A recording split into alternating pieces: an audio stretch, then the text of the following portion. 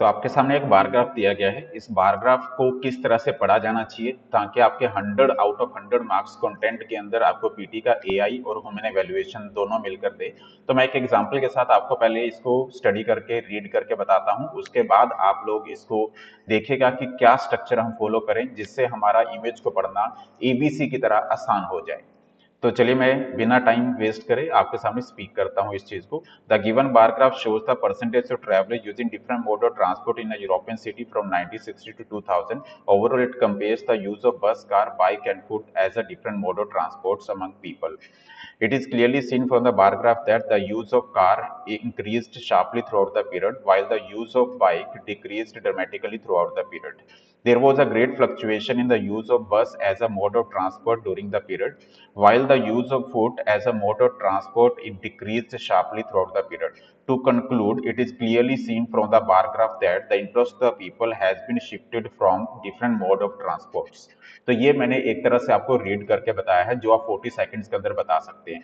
किस तरह से मैंने एक स्ट्रक्चर को फॉलो किया, वो स्ट्रक्चर मैं हमेशा बताता आया हूँ। वो स्ट्रक्चर ये है कि आप सबसे पहले एक इंट्रोडक्शन इस बार ग्राफ की दीजिए, जो मैंने बताया कि बार ग्राफ के अंदर क्या बताया गया है। डिफरेंट ट्रेवलर्स जो अलग अलग मोड ऑफ ट्रांसपोर्ट को यूज कर रहे हैं कब से कब तक, 1960 टू 2000 के बाद। उसके बाद मैंने ओवरऑल इस पिक्चर को डिस्क्राइब किया कि अलग अलग इसके अंदर ऐसा मोड ऑफ ट्रांसपोर्ट बताए गए हैं। उसके बाद मैंने इसमें देखा कि जो कार की जो यूसेज है वो ड्रामेटिकली इंक्रीज हुई है और बाइक की जो यूसेज है वो काफी एकदम से डिक्लाइन हुई है, जो मैंने शार्प डिक्लाइन इस तरह का वर्ड यूज किया। इसके अलावा मैंने देखा कि फ्लक्चुएशन हो रही है बस के यूसेज में, और फूड के अंदर जो लोग प्रेफर कर रहे हैं उनका भी इंटरेस्ट एकदम से कम हुआ है। ओवरऑल मैंने देखा कि इस पिक्चर के अंदर जो कंक्लूड कर रहे हैं वो जो लोगों का इंटरेस्ट है वो अलग अलग मोड ऑफ ट्रांसपोर्ट में काफी ज्यादा शिफ्ट हुआ है। तो ये चीजें मैंने इस बार ग्राफ के अंदर आप सभी को बताई हैं। होप सो कि आपको कुछ समझ में आया होगा। इसके साथ मैं दोबारा से आपको एक लिख कर भी बता देता हूं कि मैंने क्या चीज को फॉलो किया। मैंने इस यूज को फॉलो किया, पहले एक इंट्रोडक्शन का पार्ट जो मैंने स्ट्रक्चर में बोला कि इस पिक्चर के अंदर क्या शो हो रहा है, उसे मैं इंट्रोडक्शन बोलता हूं, यानी कि व्हाट डज इट शो। इस चीज को समझिए।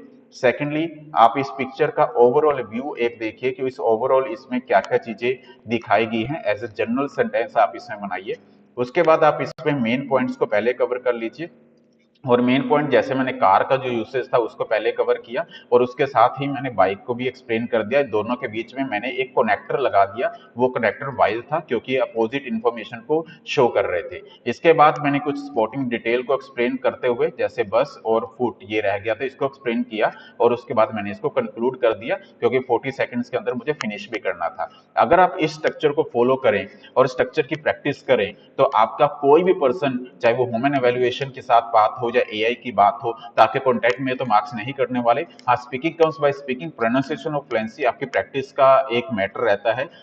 इस तरह की ज्यादा से ज्यादा प्रैक्टिस करने के लिए आप मुझे फॉलो कर सकते हैं। मुझसे अगर आकर मिलना चाहें तो आप मेरे नीलोखड़ी ऑफिस, जहाँ पर मॉर्निंग आवर्स में मैं यही होता हूँ, और यहाँ फिर करनाल ऑफिस जिसमें इवनिंग आवर्स में वहां होता हूँ, किसी भी टाइम आकर मिल सकते हैं। मैं आपकी फुल फ्लैज आपकी हेल्प करने के लिए रेडी हूँ, लेकिन अगर आप चाहें तो आपका स्कोर अच्छा आ सकता है। Thank you very much, all the best, जय हिंद।